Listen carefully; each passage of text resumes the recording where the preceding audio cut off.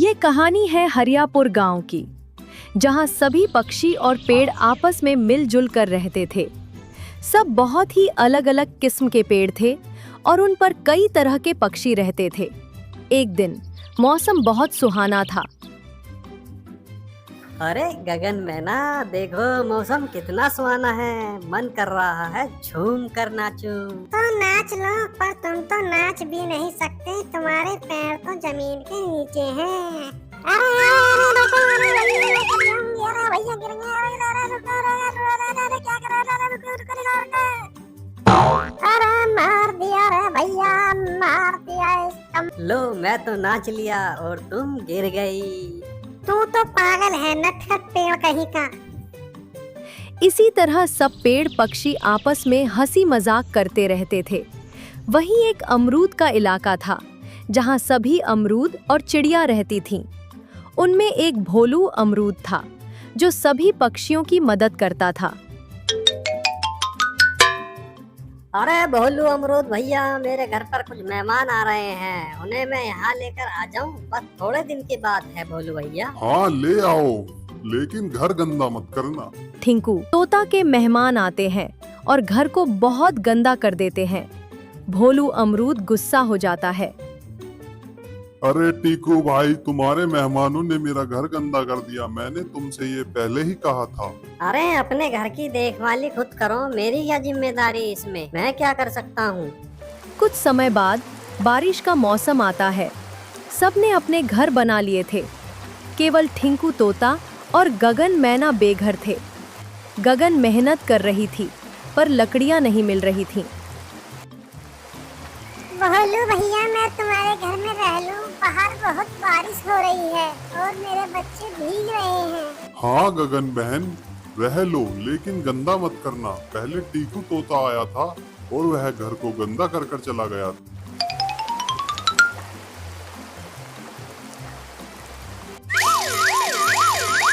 भोलू भैया मुझे भी अंदर ले लो, बहुत ठंड लग रही है, मैं ठंड से मर जाऊंगा भोलू भैया। नहीं टीकू, अब जगह नहीं है और तुम गंदगी करते हो। अब यहाँ गगन मैना और उसके बच्चे रह रहे हैं। बारिश रुक जाती है, मौसम साफ हो जाता है। एक दिन दो खतरनाक बाज गरुड़ और झंझर जंगल में आते हैं और सबको परेशान करने लगते हैं।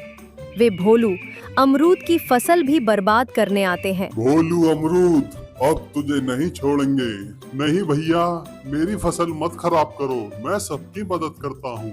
हमें मदद से क्या लेना, हम सबकी फसल नष्ट करेंगे।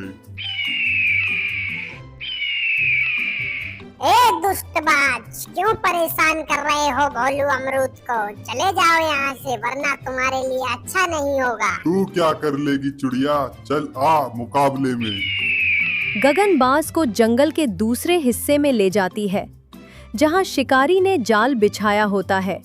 बाज उस जाल में फंस जाता है। शिकारी बाज को पकड़कर ले जाते हैं। गगन वापस भोलू अमरूद के पास जाती है।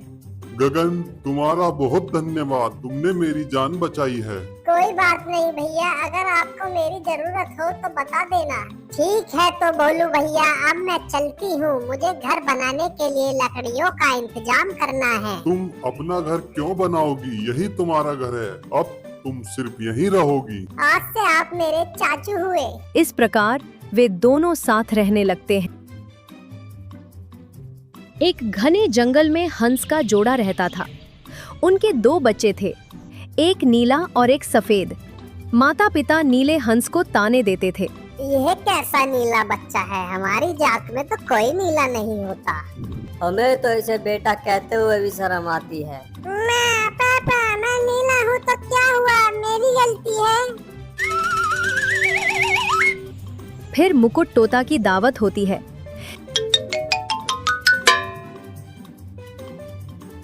अरे ये नीला बच्चा तो तुम्हारे हंस समाज के लिए कलंक है। तो क्या हुआ अगर मैं नीला हूँ? सभी को एक जैसा होना जरूरी तो नहीं? इसी वजह से लोग हमारा मजाक उड़ाते हैं। चल निकल जा यहाँ से, हमारे घर से। ठीक है, मैं खुद ही चला जाता हूँ। नीला हंस दुखी होकर जंगल छोड़ देता है। बाद में जंगल में लाली बिल्ली आती है।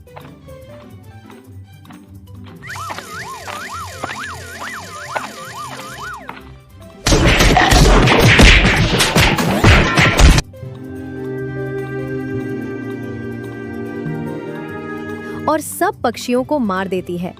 बस नीले हंस की माँ बचती है। क्या मेरी माँ अकेली है? मैं भी उसे लेने जा रहा हूँ।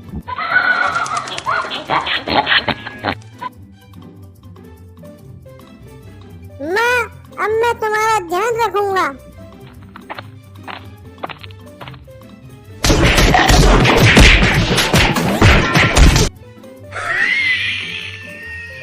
बेटा मुझे माफ कर दो, मैंने हमेशा तुझसे भेदभाव किया है। कोई बात नहीं माँ, अब आप सुरक्षित हो। जैसा करोगे वैसा भरोगे, और रंग रूप से नहीं कर्मों से इंसान की पहचान होती है।